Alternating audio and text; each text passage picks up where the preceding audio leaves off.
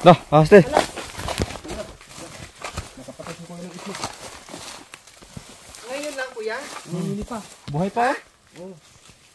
Ano yan? Anong klaseng ahas? So ayan po mga kabayan. Galing na po tayo sa mission natin. Maganda yung ating punta ngayon dahil napakaaga. Umalis na tayo ng maaga mga kabayan. Tapos balik na tayo, pauwi na po tayo kung saan yung pinanggalingan natin. Doon sa baryo po mga kabayan. Wala na kaming makikitang mga bahay po mga kabayan. Nakakuha kami ng 3. So wala na. Uuwi na tayo ngayon. Anong oras na? Mag-aalas 11 na po ng umaga. So paakyat na tayo. So hahanap tayo ngayon ng pwesto na kung saan, kasi may baon kaming dala-dala mga kabayan na makakain man lang na kahit papaano ay may panglaban tayo sa dinadaanan natin na napakahirap. Siyempre nandito pa rin si Kuya Vergel, no, si Bayaw Vergel po mga kabayan, sinamahan tayo ngayon. Sabi ko nga sa kanya, tamang-tama may dala siyang sako. Pag hindi ko na kayang maglakad, isako niya ako mga kabayan. Babakayin nila ako. Okay? Kaya nagpa-rescue kami kasi dalawas lang magbakay sa akin. Malaki akong tao eh. So dalawas lang magbakay sa akin mamaya pag hindi ko nakayanan. Pero po mga kabayan, yung mga turista dito na iba, pag namamasyal sila, pag hindi po nakayanan, yung mga tourist guide nila ay binabakay nila yung mga turista. Totoo po yan. Binabakay, pinagtulong-tulungan nila. No, kasi sobrang layo po at hindi na po talaga kakayanin. Minsan nag-overnight sila sa daan, no, kung saan sila maabutan na hindi na kaya. Magpahinga sila doon, no, matulog, and then kinaumagahan, lalakad na naman. Binabakay sila. So ngayon, pag hindi ko kaya, nako, talagang mabakay ako sa dalawang nag-guide sa atin. Pero siyempre, pipilitin ko po yung mga kabayan, kahit hinay-hinay, basta makarating tayo at makauwi tayo, ayos lang po yun. Hindi naman natin kailangan mabilisan, no? Kasi lalo tayong hihingalin at mapapagod kapag nagmamadali tayo. So ayan, ang gagawin naman natin ngayon ay puro akyatan. Sila naman ang nakasunod sa akin, hindi sila napapagod sa kalalakad. Napapagod sila sa lakad ko. Siyam-siyam yung lakad ko mga kabayan. Nagaantay sa akin dahil mabagal akong maglakad. Pero kaya kong maglakad ng malayo. Mabagal nga lang. Kasi pag binibilisan ko, lalo akong hinihingal.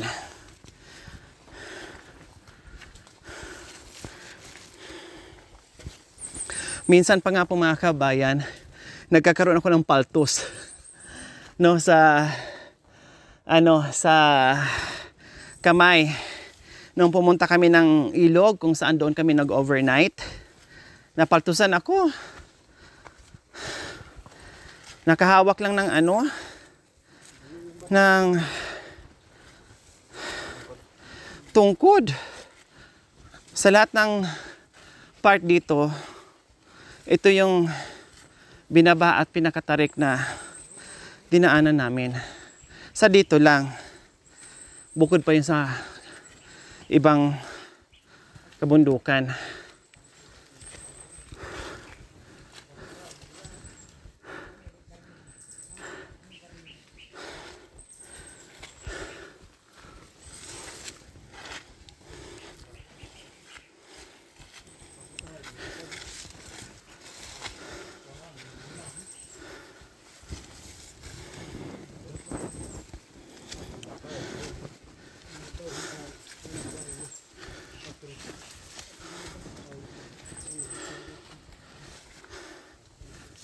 Hindi na masyadong madulas po mga kabayan.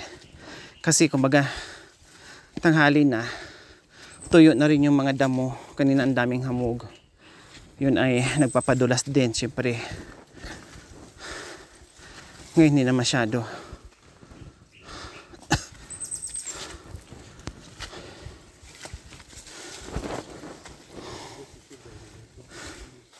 Pero sabi ng mga nangangalakal dito mga kabayan, sabi po nila, kapag may dala sila na kalakal, mas pipiliin po nila yung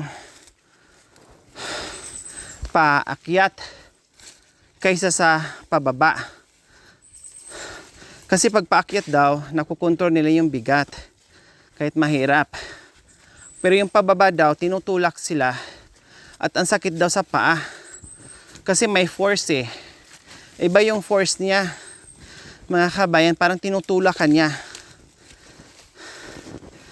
Unlike dito, na makontrol mo yung bit-bit mong mabigat na kalakal. Kaya sabi nila, naku, okay sa amin kapag paakyat, kahit anong tarik, kaya po namin yan. Ang hindi namin kaya, nahirapan kami, yung pababa.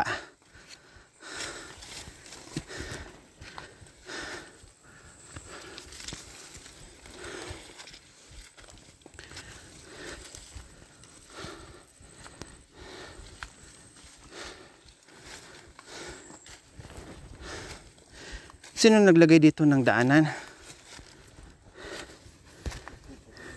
Ha? Ay, ikaw. Kasi ang dulas nito eh, no? Dulas niyan. Lalo na kanina na mahamog. Kaya nga, akala ko sino yung dumaan.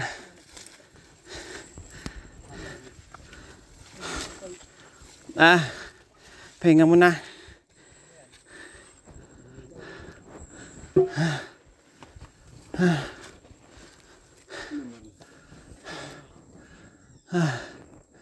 Sarap dito.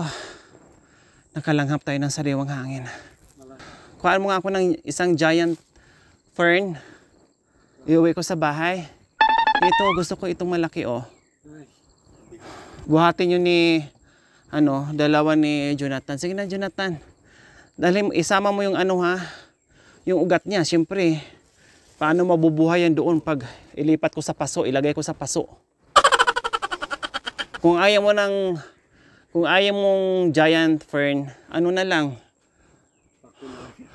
Yung acacia na lang. Ay, Diyos ko, grabe. Buti na lang, no? Kahit papaano. Ay, nakapahinga tayo. At malalanghap natin ay napakasariwang hangin. Ibon. Anong klaseng ibon yun? Maliit na, no? Maliit lang. Maliit lang yan. Pero ang laki ng boses niya. Ang laki ng hunin niya. Tapos maliit lang. Okay, so unang pahinga sa pag-uwi. Huwag natin biglain. Kahit sabihin mong sanay tayo pero mahirap yung dire-diretso. Hindi kakayanin.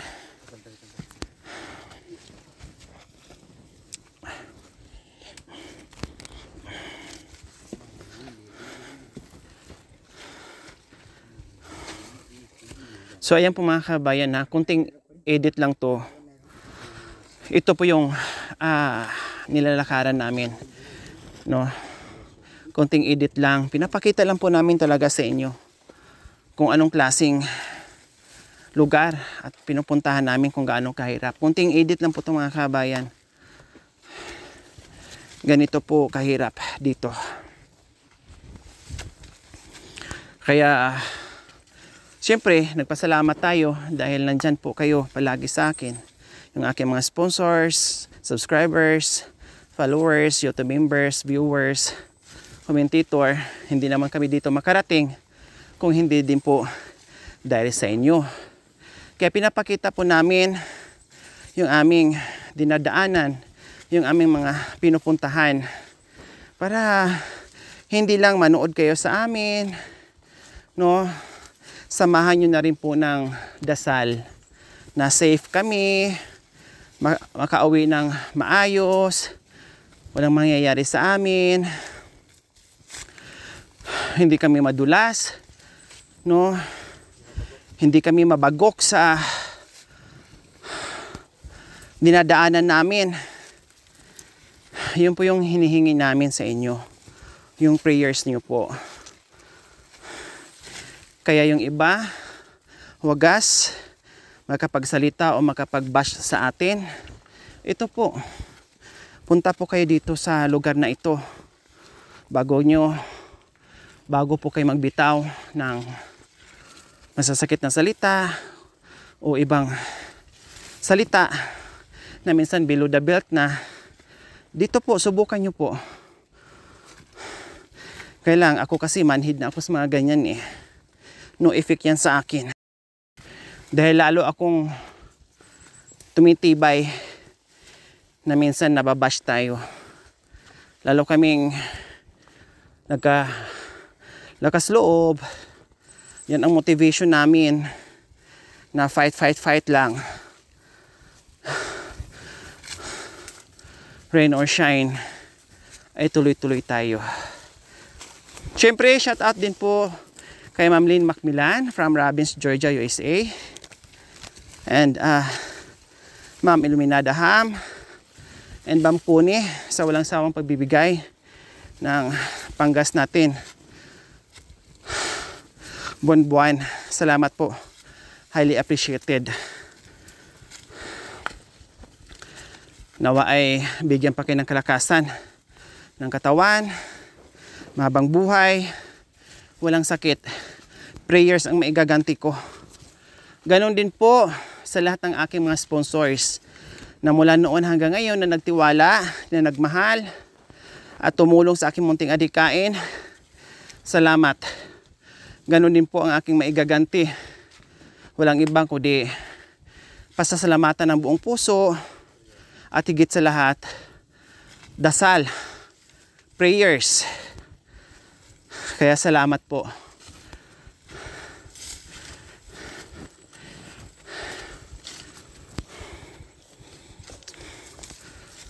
Makauwi tayo sa bahay nila ni Cha at Kuya Joel. Tamang-tama, mga alas 2 siguro. Umalis tayo ng alas 5 ng madaling araw, umaga, no? Ngayon, mag-alas 12 ay simula tayo sa paglalakad paakyat at pauwi na. So, makarating tayo to PM or 3 PM sa paglalakad natin. So, makauwi tayo nasa 2 to 3 PM na po, makarating tayo muli sa bahay mismo ni Cha at ni Kuya Joel o bahay naming lahat. Dahil lahat ng pamilya ni Tatay Jan, mga kapatid nila ni Cha at Kuya Joel ay yun na yung hangout namin, hideout namin. No, nakita niya naman kagabi. Siksikan kami, kumpulan, sama-sama sa pagtulog, sa hirap at ginhawa ay sama-sama kami mga kabayan. Walang iwanan ang ating mga The Boys, ang ating mga LAT, The Boys and LAT, The Girls na palaging nandiyan sa tabi natin. So, second station, we need to rest. Kung saan overlooking natin yung falls. Ayun, nakikita natin habang nagpapahinga tayo. Ayan. Ayan po. O, diba? Kay ganda-ganda ng kalikasan na dapat nating ingatan para hindi magalit yung kalikasan sa atin. Siyempre, mahalin natin sila at alagaan. Kasi matindi sila pag nagalit, pag gumanti sa atin. Matindi. Second station natin dito kung saan may bahay na nadaganan ng puno ng malaking alatiris na nung Bagyong Christine. So ganyan po mga kabayan. Ay, thanks God. Ito yung sinasabi ko kanina Ito yung tuktok na nakita ko na tinuro ko po sa inyo kanina. Ayan, ayan. Ayan, ayan po ha. Yan yung pinaka-top sa malaking bundok na ito. Ayan yung tinuro ko kanina na ito yung likuran na madadaanan. At ito din po yung dinaanan natin kanina na ang likuran, ito din po. Likod sa likod. Back to back nga po mga kabayan. Dito kami galing, pumunta kami dito, tapos bumalik na naman kami dito. So naakyat na namin yung pinaka-talik, pinaka-mataas na kung saan tinuro ko kanina. O di ba po mga kabayan, ganyan. So hindi pa dito nagtatapos mga kabayan na marami pang akyatin natin dyan, pero hindi na ganun ka-extreme. Unlike dito na madulas, delikado, no, at napakatarik po talaga. Dito, tarik din siya pero hindi ganun. No? So okay, kasi nauhaw na tayo, dadaan tayo sa Sibol kung saan ay napuntahan natin last time na may sinundo tayo dyan na i-give isa sa mga na-vlog natin. Kaya tara. Kasi natuyuan na tayo ng lalamunan. Although mayroon akong baon dito. Pero doon tayo magpahinga. Para lalong malilim.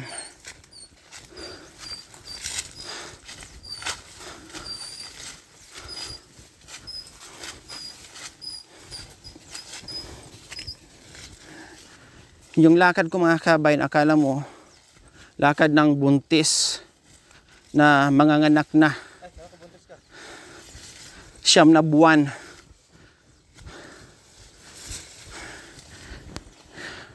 Halos isang dangkal na po yung hakbang ko mga kabayan. Oh, tapos uuwi din kami mga kabayan, likod dyan. Ayan, nakita nyo po. Sa likuran niyang malaking bundok, dyan ang uwi namin, sa likod niyan. Ay naku, lahat ng likuran, lahat ng tagusan.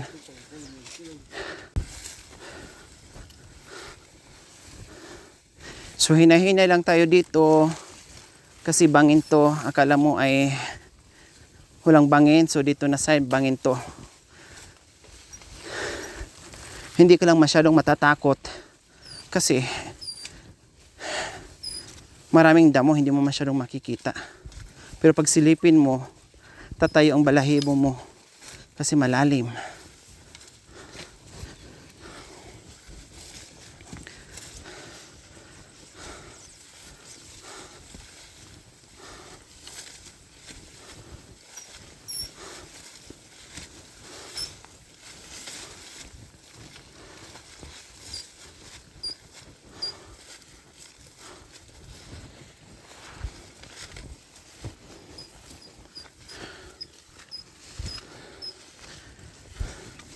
Wala akong ibang narinig dito mga kabayan, no?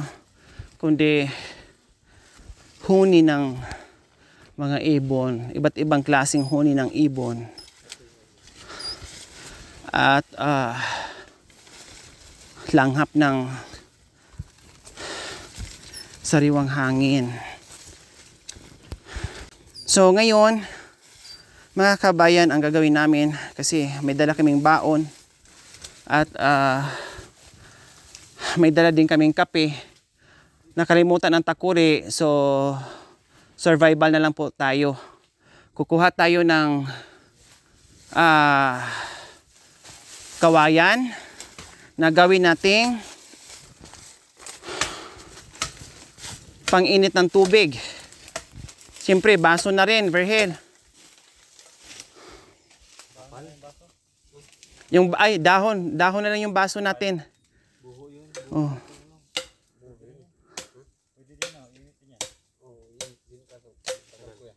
Walang buho dito? Okay, para mabilis. Sige. Bawasan natin. Walang buho dito, no? Anuhan na lang kasi makapal, bawasan na lang.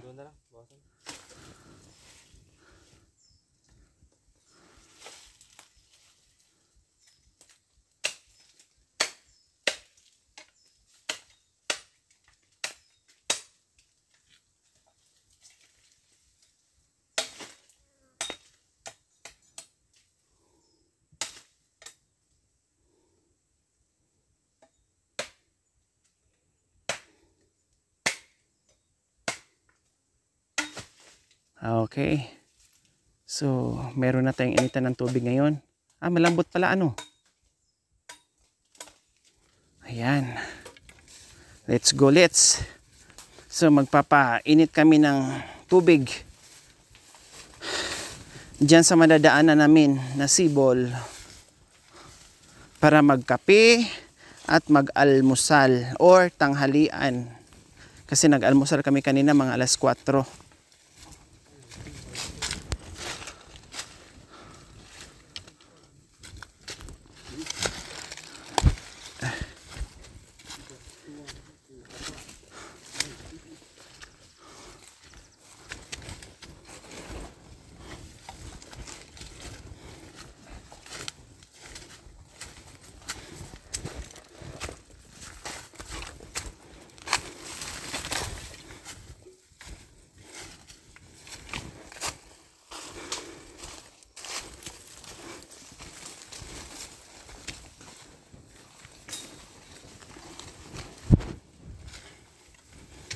Mitay. Ano yan? Ha? Guyabana? Guyabana? Oo, babae pala yan kasi guyabana. Hinahanap ko guyabano. Wow, may pasalubong guyabana. Oh. Guyabana nga. Kasi ayan babae nga talaga siya. Oh. Babae. Babae talaga. Oo, charap pa. Sarap. Guyabana nga talaga, hindi siya guyabana. Ito lalaki. Lalaki to. Guyabana. Ay, ganun na lang natin yan. Tara na, sama ka na. Dito na kami, ate ha. Salamat. Bulabugin namin si kuya. So, ayan po mga kabayan, dadaan tayo ng sibol kung saan ay magkape muna tayo dyan. Magmerienda o kumain. Kasi, pahinga na rin tayo mga kabayan dahil malalagutan tayo ng hininga. Hindi kakayanin ng power. Promise.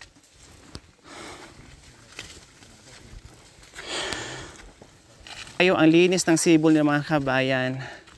At ang linaw ng tubig. Malinis na malinaw yung tubig. Lagay mo nga dito. Yan. Ay, ilayo mo pala. Uupo ako. So, yan po yung sibol nila. Ang lakas. Ang linaw. Ang laki. Oh. Kape tayo. Gutom.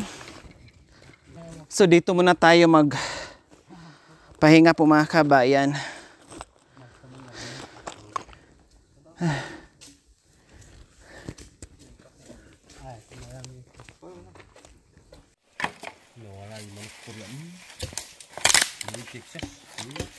Akala na labuyo. Siguro kinain ng mga tao. Ahas. Nandiyan yung motor niya yung sa kanya. Ako tingnan mo. Nakita mo yung likod ko. Ito.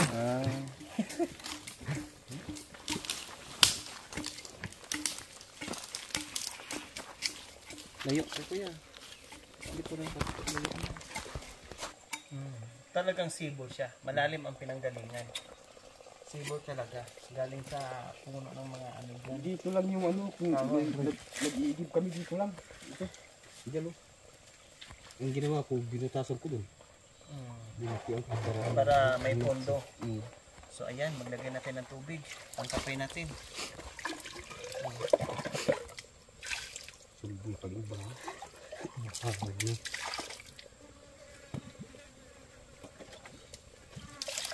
Kasi yan si Api Bisaya mo. Banguan mo lang sa kami lanumat si. Si patay mo. Ini ba sin? Mabus. Sama Hindi. I-ano mo. Lagyan ng tagilid mo. Nakabili na rin kami. Mamay mabuhos yan sa bibig pag mainit na may kapay.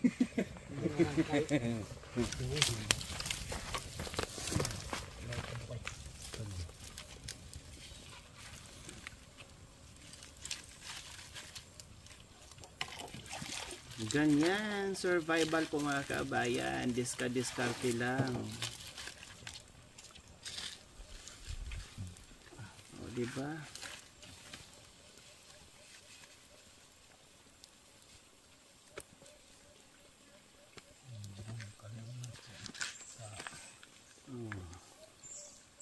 Yan ang pinakatakuri dito sa kanila.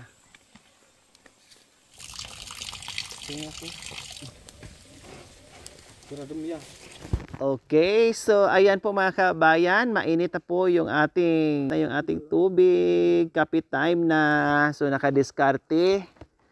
So ayan. Tanggal lamig po natin diyan mga kabayan. Siyempre, para hindi tayo masyadong gutumin na kahit paano merong laman yung ating sikmura at tiyan habang naglalakad dito sa kabundukan. Kaya coffee muna. Patikim natin yung ating biko na dala.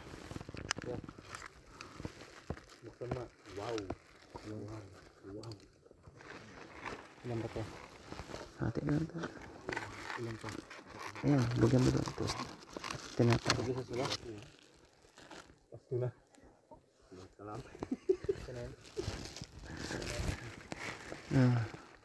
Tapos yung tinapay, lagi bigyan mo dyan. So ayan po mga kabayan, niluto namin kagabi para meron kaming baon, no? At masarap kasi yan pagbahaw, merienda, baon, almusal, lahat na. Okay lang sila kasi dito mga kabayan.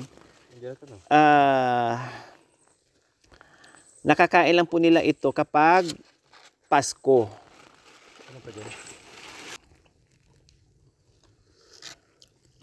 Wow. Naman. Sarap kuya?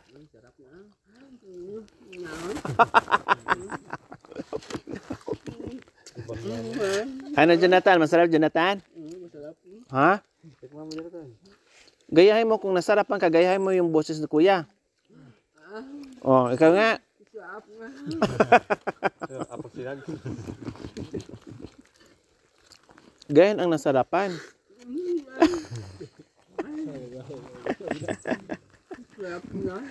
Ay, apo.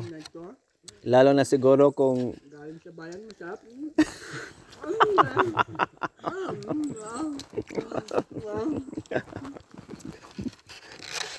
parang nakauyot ka. Mamaya masama yung tibay katatawa, mapato.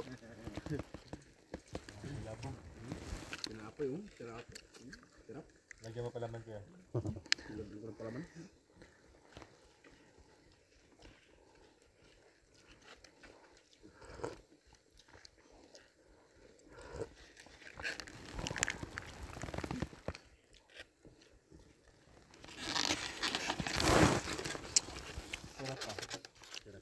Sarap ah. Wow, sarap yan. Bayan, masarap. Parang butsi. Galing sa bundok ito, sarap. Mga Butsi lang, wala dito si Apong uyot-uyot. Si Undong uyot-uyot. Tapos sinag. Nandun siguro sa kabila. Kung nandito yun, humanda ka.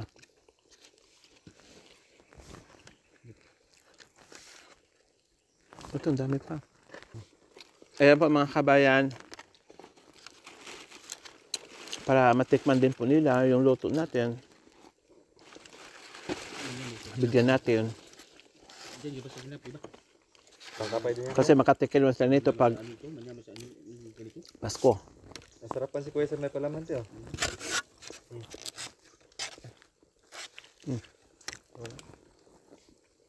Wala. Ano? Sayang.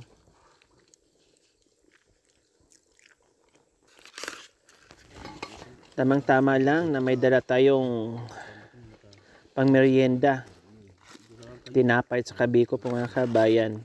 Kasi hindi natin alam kung makakauwi tayo ng gabi, no? Or makauwi ka agad, mas maigi pag mayroong baon para kung saan ka naabutan ng gutom, kakain ka na lang. Kung wala kang mainit na tubig, kung may baon kang kape, may mga kawayan naman or buho, may lighter ka naman, so pwede ka dyan magpa-apoy baka painit ka na ng tubig, busog ka na.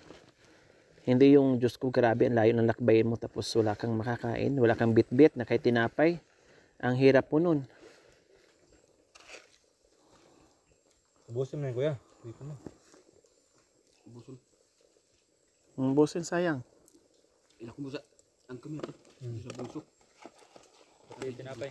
A few moments later. No, haste. Nakapatay ko ng itlog. Ngayon lang, kuya? Hindi pa. Buhay pa? Ngayon lang? Ngayon lang po. Saan mo nakita? Dito sa doon. Oh, Diyos ko, buti na lang ay Nakita mo. nauna ka. Nadali mo. Nadali mo yan. Ano yan? Anong klaseng ahas? Snake ko. Snake. Anong klaseng ahas? Snake? Ano yan? Kubra? Kubra. Kubra po. Yung may kamandag. Yan, pag lumaki yan. Diyos ko, kunti lang, ilang hakbang na lang, una ako ang makadaan. Maunahan. Buti na nauna ka sa amin. Ang bilis mo naman. Buti nakita mo, kuya. Hindi mabilis yung mga mata. Mabilis po yung matay. Ano, ang laki. Oh. Buhay pa tayo. Wala na. Namamatay na. Patay na po. Buti hindi ka inano, kuya, nung nakita mo, no? Dumaan ba sa iyo o talagang sinugod ka? Dito nakaano sa doon. Nakaano dito sa doon. Nakabatla. Papunta doon. Papunta dito. Tapos, saan mo siya nabutan? Pinapang kasi dito. Kaya niya baka matuklaw pa siya. No? Unahan mo na kasi Kasi sa tao yung ano, pag tao na una. buhay ng tao mawala. Yan. Pag namatay ka niyan, Sorry ka. masasabi yung tao yung nakamatay. Sorry ka. Pag namatay ka niyan, kawawa yung pamilya mo, naiwan. Yung buntot niya. Ang buhay natin ngayon, dito sa kabuntukan nito, palagi mag-iingat. So, huwag hayaan na makaapak ka ng aas na may kubra. Ha? Kasi pag naapakan mo yun, Kumakain ng kakati. Pati na yung katawan niya. ang sigabi na habang Busog. yan ang yung ano yan, yung batibat. Eh, gumalaw pa. Oh, busog. Ayun. Nabutang Tiyan niyo. siya. No? Kakakain lang niya. Baka galing din. Galing siya doon sa babay. Kumakain natin ng palaka. Doon sa kabila sa pinunta mo kanina ate, doon sa bandaron. Ganyan yung ano, style ng aas, yung kubra. Malaki. Yung tao namatay, dinala sa doktor. Marami nang namatay na Hindi man nadala sa doktor. kagat ng ahas. May ibang katutubo. Buti lang, kuya, no? Muntikan na din kami, no? Nabinta na ito. Muntikan na tayo doon, mga kabayan. Na. Sobra Buti lang pala. may nag-igib na una sa atin. No, ilang hakbang lang. Naku, muntikan na. Kanina ako pa naman nauna. Kubra yun. Ay, Diyos ko. Kahit malit na kubra, pag nakakagat sa iyo yun, patay ka, may kamandag yun eh. Diyos ko, kunti na lang. Buti si kuya nauna sa atin. Kasi naman daw ito ang patayin. Kasi patay na naman yung ahas. Kung makita niyo sa palibong niya. Yung aksidente lang naman. Katulad kanina, yung ganyan. Na nadaanan. Yung tamang-tamang nasa daanan rin ng tao. Kaya napuruhan siya. Ano, kuya, pag natuklaw ng ahas? Ito yung ano, gamot nito. Yung dahon nito. Anong dahon? Anong klaseng? Ano yung may bulaklak ng Mabaho yan. Wild sunflower. oh, Ayun? ganunin mo ito pag Dikdikin. Pagkatasin. pag yung natuklaw ng aas, hilain mo yun. Tapos ilagay mo. Hiwain.